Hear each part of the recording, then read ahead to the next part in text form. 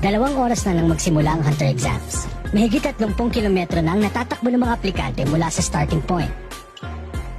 Wala sa kanilang nakakaalam kung gaano pa kalayo. Wala silang magawa kundi sumabay sa bilis na examiner nang walang nakasaad na goal. Hindi pa rin nila maaninag ang dulo. At marami na sa kanilang sumuko at hindi na makapagpatuloy.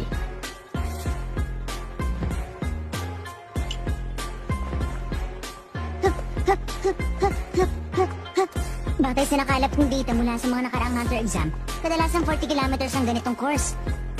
Ibig sabihin lang nun, hindi na magtatagal, malapit na kami sa goal.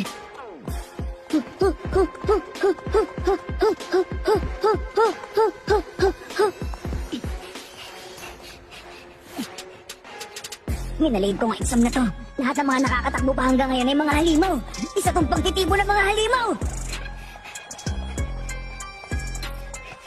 Hoy, ang daya mo! Hindi ka ba marunong sumunod sa patakaran ng exam, ha? Bakit mo nasabi yun? Anong bakit? Eh, gumagamit ka ng skateboard, madaya yan! Paano? Dahil isa tong endurance test, ano pa ba? Mali ka! Doon ano ba? Bakit mo ako kinukontra? Ang sabi ng examiner, kailangan lang natin siyang sundan, hindi ba? Sino ba ang kaibigan mo? Ako o siya, ha? Uy, ilang taong ka na? 12 years old! Magkaedad lang kami. Parang mas gusto ko na rin tumakbo. Wow! Gusting! Ako si Kilua. Ako si Gon. Ang dalawang ito talaga. Kaisahan pa ako.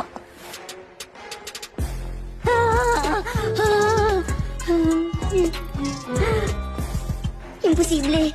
Imposible mangyari to. Kahit kailan hindi nagkakamali ang mga kalkulasyon ko. Pero bakit ganon? Hindi pwede. Parang babagsak na ako. Hindi ako pwede bumagsak. No! Never! Hindi! Hindi ko matatanggap to!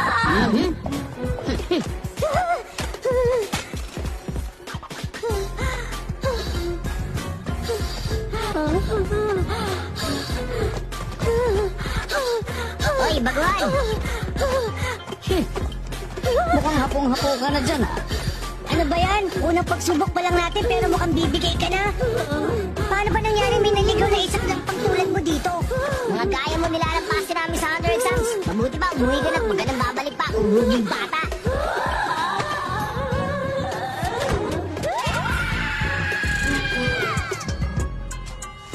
Eto, salamat sa tulong nyo. Ayos yung mga sinabi nyo. Matapos ang ginawa namin, diyak na hindi na magpapakita pa uli yan sa susunod. Ang sabihin mo, hindi na siya ulit sasubok sa Hunter exams kahit kailan. Pero ang lupit mo din, Tomba. Talagang ginawa mo ng mission mo sa buhay ang pagtataboy sa mga baguhan. Yun nga mismo ang pinupunta ko dito taon-taon.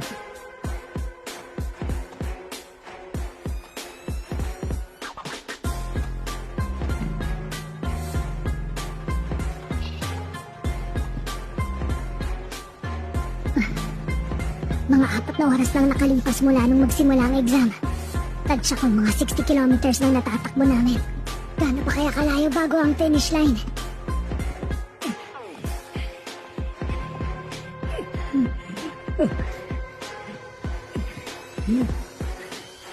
Gano'n 3 taon. Isang baguhan lang ang nakakapasa dito sa Hunter exam. Bakit ko ba naisip na pangarapin ko to? Kalokohan to para sa isang katulad kong walang kakayahan. Ang tama ko.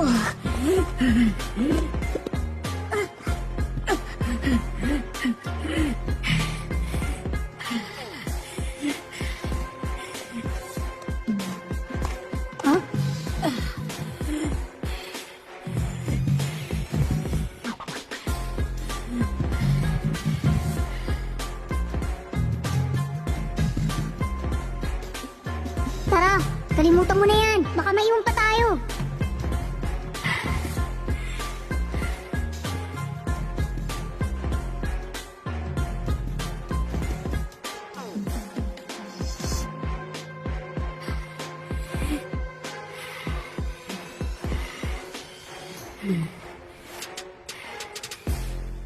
Wala na akong pakialam! Basta magiging hacker ako! Kahit ano pang gawin niyo sa akin! Mamatay na kung mamamatay!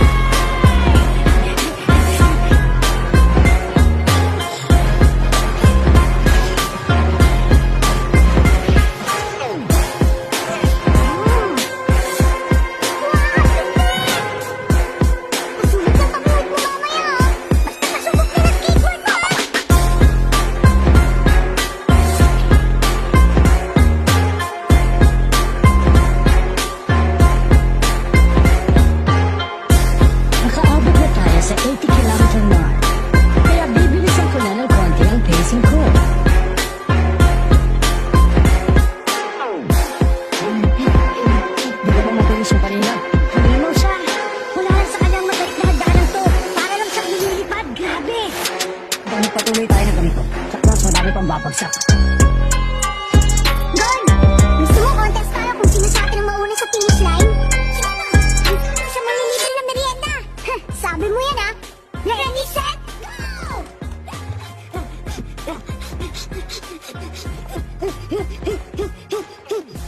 Uy, Leorio! Okay ka pa ba? Oo naman! Kita ko nandito pa ako eh!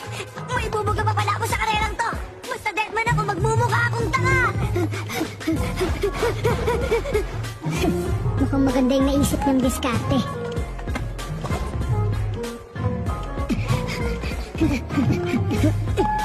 Leorio, may tanong ako sa'yo. Ano yun? Masyado bang madali to para sa'yo, Kurapika? Nakukuha mo pa magsalita, hindi ka pa napapagod. Gusto mo ba talaga maging hunter? Dahil gusto mo kumita ng madaming pera? Huh? Sabi ko na eh, ilang araw pa lang na magkakilala tayo pero ang dali kitang nabasa. Alam kong magaspang ang ugali mo at bukod doon hindi ka pa matalino. Pero nakikita ko rin naman sa'yo na hindi ka mababaw na tao. Alam ko dahil marami na ako nakilalang tao na talagang pera lang ang habol. At masasabi ko iba ka sa kanila. Nakakainis talaga ang pangangatwiran mo!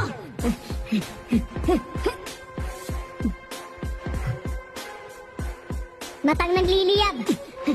Yun ang dahilan kung bakit tinarget kaming mga kuruta. Kilala ang angkan ng kuruta dahil sa kulay apoy naming mga mata. Sa tuwing nakakaramdam ng matinding emosyon, nagliliyab ang mga mata namin at nagiging kulay apoy. Ang malapulang kulay na apoy na yun ay tinuturing na isa sa 7 pinakamagandang kulay sa buong mundo. At napakalaki ng halaga dito sa black market. Yun din ba ang dahilan? Kaya kayo sinalaki ng Phantom Gang? Kinuha nila ang bawat isa sa mga mata ng angkan namin. Dinukot nila mula sa mga bangkay ng mga kasamahan ko.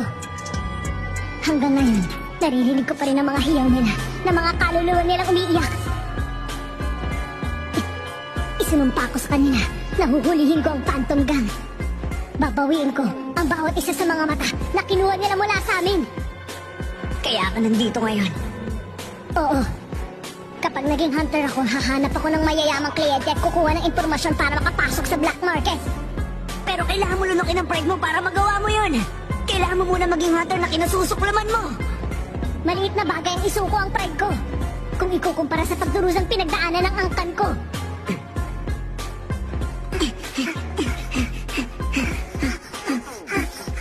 Sorry pero nagkamali ka sa akin. Wala akong marangal na dahilan sa pagpunta dito. Wala akong ibang habol sa pagiging hunter kundi pera. Di ako naniniwala. Hindi ko na problema yun. Sabihin mo nga, naniniwala ka ba talagang lahat ng bagay dito sa mundo ay kayang bilhin ng pera? Oo, sa tamang halaga kahit anong mabibili mo. Maging pangarap pa yan, puso ng tao at maging rin buhay nila. Ano? Hangal ka ba talaga, Leorio? Sa sinabi mong yan, para mo na rin ininsulto yung lumaong angkan ko. Bakit? Totoo naman yan, hindi ba? Kung may pera ako noon, edi sana hindi namatay ang kaibigan ko.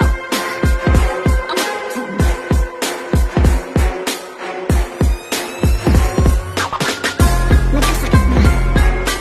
Oo, pero isang sakit na pwede namang magamot.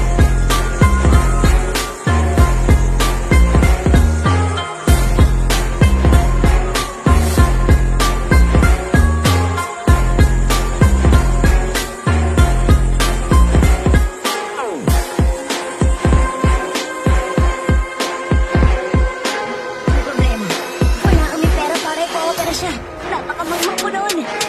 Akala ko pwede ako maging doktor. Gusto kong gamutin ang mga batang mahirap na may sakit at hindi ko sila sisingling kahit isang kusing. Naisip ko pag nagawa ko yun, maharap ko ang mga magulang ng kaibigan ko. Pero napakatanga ko talaga. Hindi ko man lang naisip na upang maging doktor, kakailanganin ko pala na mas malaking pera. Pero natuto na ako. Ang mundo natin ay pinapaikot ng pera. Kaya gusto ko na madaming pera. Una na kami, Kurapika! Kita-kits na lang mamaya, Manong! Hoy! Hindi ako Manong! Teenager pa lang ako katulad ninyong tatlo, no?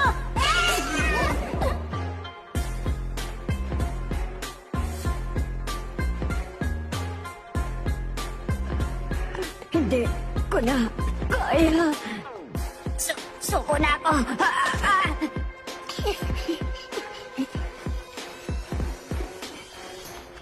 Nagugulat pa rin ako at nakakasabay ka sa akin. Napahanga mo ko. Baka dahil ang babaga lang ng mga kasama natin. Ay, sobrang dali naman ang hunter exam na to. Boring. Kantok. Ikaw, Kalawa, bakit mo nga pala gusto maging hunter?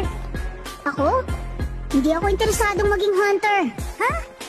Wala lang, narinig ko kasi sa iba na napakahirap daw. Kaya sabi ko masubukan nga para may challenge. Pero ang corny naman pala eh. Ha? Ikaw, Gon. Gusto ko lang.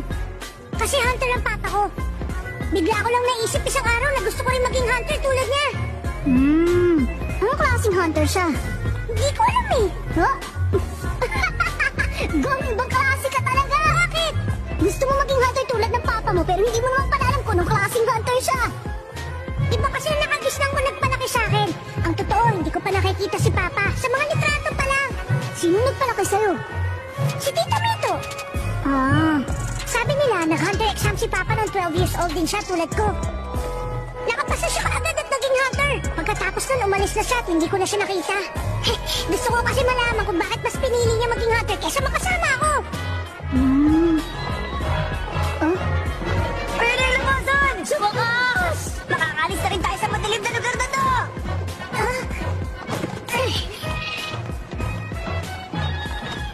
Sige nga, tignan natin ngayon kung ilan sa kanila ang nakasunod sa akin hanggang dito.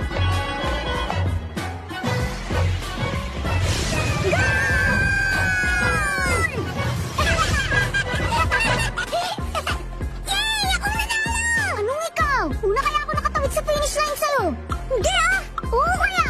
Ako nanalo kaya ililibre mo ako ng merienda, Kiluwa! Ano ka? Ako kaya ang panalo kaya ikaw dapat naman libre! Hindi! Mas mabilis ako sa'yo! Sir! Sino po sa aming dalawang nauna? Sa nakita ko, sabay na sabay kayong nakatawid. Ganon? Ibig sabihin ililibre kita ng merienda? Ha? Pagkatapos, ikaw naman naman nilibre sa akin! Nagulangan ako dun ah. Ginong Satots, dito na po ba magaganap ang phase 2? Hindi pa. Medyo malayo-layo pa tayo doon. Hindi pa rin.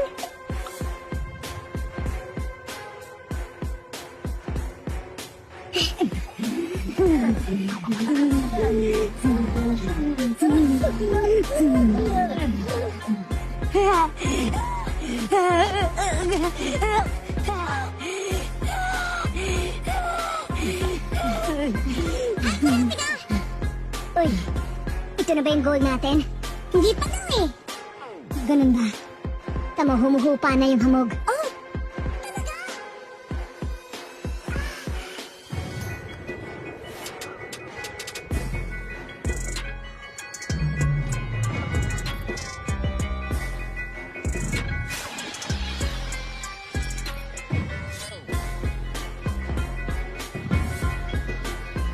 Ang Lumere Wastelands, kilala din sa tawag na Swindler's Swamp. Ito ang kailangan nating tawirin para marating ang phase 2 ng exams. Maraming uri ng kakilakilabot na mga nilikhang nakatira dito. Mga tuso sila at mapanlinlang. Hindi sila mag-aalinlangan na bitagin ng sino mang taong maligaw sa landas nila. Kaya dapat maging alisto at maingat sa lugar na ito. Kapag nabiktima kayo, mamamatay kayo.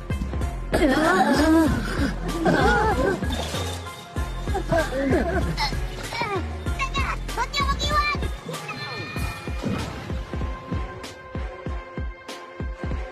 Tandaan ninyo, walang prinsipyo ang mga hayop na nakatira dito. At kahit anong paraan, gagamitin nila para lang mabitag kayo.